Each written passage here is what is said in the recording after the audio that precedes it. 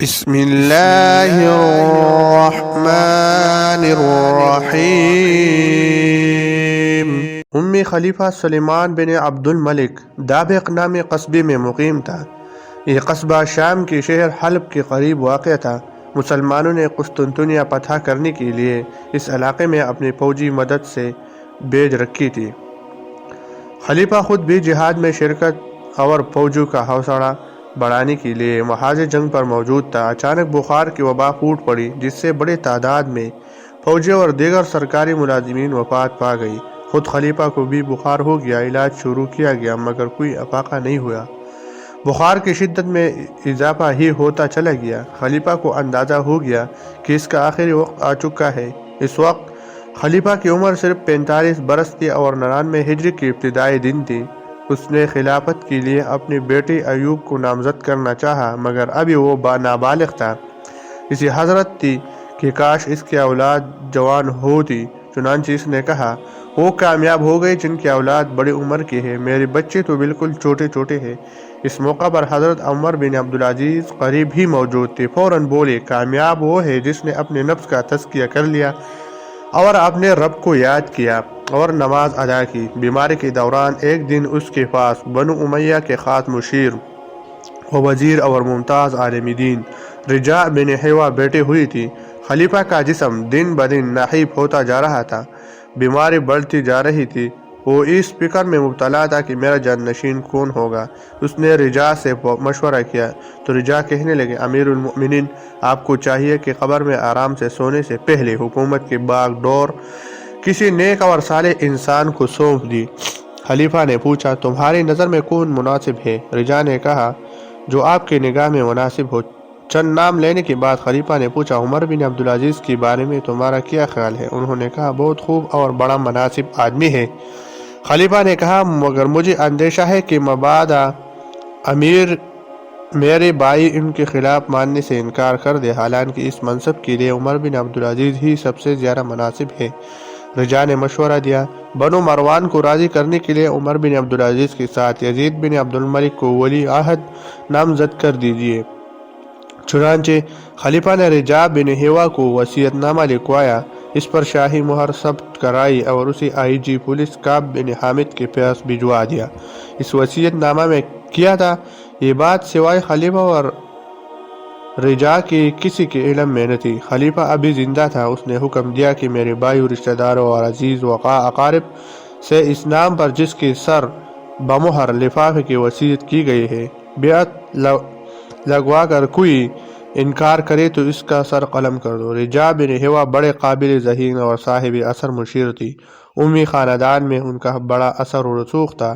یوں سمجھ لیجیے کہ آج کل کے نہایت اہم عہدے کے اعتبار سے وہ چیف سیکرٹری تھی۔ انتقال اقتدار کے سلسلے میں ان کی حیثیت بڑی اہم تھی۔ ان کی اپنی بھی یہی تمنا تھی کہ عمر بن عبدالعزیز جیسے نیک شخصیت خلیفہ مقرر ہو۔ ادھر خلیفہ کا بھائی حشام بن عبد الملک اپنے آپ کو خلافت کا حقدار سمجھتا تھا۔ وہ رجاء بن حیوہ کے پاس گیا اور کہنے لگا، میرے اور تمہارے جو تعلقات ہیں ان کا تمہیں بخوبی علم ہے۔ اس پرانے تعلق کے بنا پر میں پوچھتا ہوں کہ اگر وصیت نامے میں میرا نام درج نہیں ہے تو مجھے بتا دو۔ ابھی خلیفہ زندہ ہے، میں اس کا بھائی ہوں، میں اس سے منوا لوں گا۔ مجھے ڈر ہے مبادا میرے بھائی نے میرے بجائے کسی اور کو خلیفہ نامزد کر دیا ہو۔ رجاء نے کہا، دیکھو، میں عہد کر چکا ہوں، لہذا جو معاملہ مجھے خفیہ رکھنے کے لیے کہا گیا ہے میں اس کی مکمل پاسداری کروں گا۔ میں اس معاملے سے کسی کو بھی آگاہ نہیں کر سکتا۔ حشام اس پر ناراض ہوا اور دھمکیاں دیتا ہوا چل دیا۔ ادھر عمر بن عبدالعزیز کو ڈر تھا کہ کہیں خلیفہ انہیں خلافت کے لیے نامزد نہ کر دے۔ چنانچہ وہ بھی رجاء کے پاس گئی، انہیں اپنے تعلقات کا واسطہ دیا کہ ہماری باہمی دوستی بہت گہری ہے، برسوں سے چلی آ رہی ہے۔ مجھے ڈر ہے کہ خلیفہ نے مجھے اپنا جانشین نامزد نہ کر دیا ہو۔ اگر ایسی بات ہے تو مجھے مطلع کر دو۔ خلیفہ ابھی زندہ ہے، میں اس کے پاؤں پکڑ لیتا ہوں، اس کی منت سماجت کرتا ہوں کہ مجھے نامزد نہ کریں۔ رجاء نے عمر کو بھی وہی جواب دیا جو حشام کو دیا تھا کہ یہ سلطنت کی راز ہے، میں انہیں وقت سے پہلے افشا نہیں کر سکتا۔ چنانچہ وہ بھی ان سے ناراض ہو کر واپس چلی آئی۔ खलीफा शदीद बीमार था। किसी इख्तिलाफ के इम्कान से बचने के लिए रजा ने नहायत उम्दा फैसला किया। उन्होंने किसी शख्स को भी खलीफा के पास जाने की इजाज़त न दी। उधर खलीफा का इंतकाल हुआ। इधर उन्होंने अपना ख़ास मोतबर शख्स दरवाजे पर खड़ा कर दिया और हुक्म दिया कि अगर खलीफा की अहलिया भी अंदर जाना चाहे तो इससे कह दो कि वो आराम कर रहे हैं, लिहाजा उनके पास जाने की इजाज़त नहीं। फिर उन्होंने दाबक के जामे मस्जिद में तमाम उमरा को इकट्ठा किया। खुद मिंबर पर खड़े हो गए लोगों के सामने सर बमोहर वसीयत नामा लहराया और कहा, आओ इस शख्स की बेअत करो जिसका नाम इस वसीयत नामे में लिखा गया है। हशाम ने एतराज़ करना चाहा कि पहले नाम बताओ फिर बेअत करेंगे। रजा ने खड़ा कर कहा, खामोश होते हो या नहीं? अगर तुमने ज़्यादा बातें बनाई तो अभी मज़ाहिम को हुक्म दूंगा कि तुम्हारा सर कलम कर दे। वो खामोश हो गया। फिर सब लोगों ने इस सर बमोहर वसीयतनामे के अंदर जिस शख्स का नाम दर्ज था इस पर मुवाफ़क़त कर ली।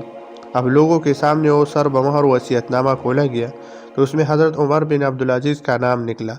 सलेमान के भाइयों ने शोर मचा दिया कि खिलाफत हमारे घर से निकल गई, मगर जब रजा ने इनके बाद यजीद बिन अब्दुल मलिक का नाम लिया तो खामोश हो गई। इधर उमर बिन अब्दुल अजीज़ ने अपना नाम सुना तो उन पर सख्ता तारे हो गया। कहने लगी, मैं तो कभी इस मनसब की तमन्ना नहीं की थी। लोगों ने उन्हें कंधों से पकड़ा और मिंबर पर खड़ा कर दिया।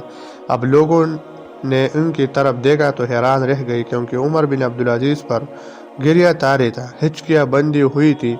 ज़रा सुकून हुआ तो कहने लगी, लोगों मुझे तुम्हारे बेअत की कोई ज़रूरत नहीं, उसे अपने पास ही रखो। मुझे खिलाफत की हरगिज़ ख्वाहिश नहीं है, जिसे चाहो अपना खलीफा बना लो।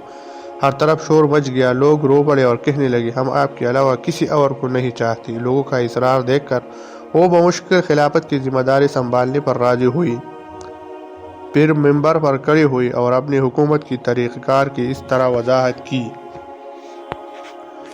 कुरान के बाद कोई किताब इलाही नहीं है, अल्लाह के रसूल सल्लल्लाहु अलैहि वसल्लम के बाद कोई नबी नहीं है। जो अल्लाह ने हलाल कर दिया है वो क़यामत तक हलाल है, और जिसे अल्लाह ने हराम कर दिया है वो क़यामत तक हराम है।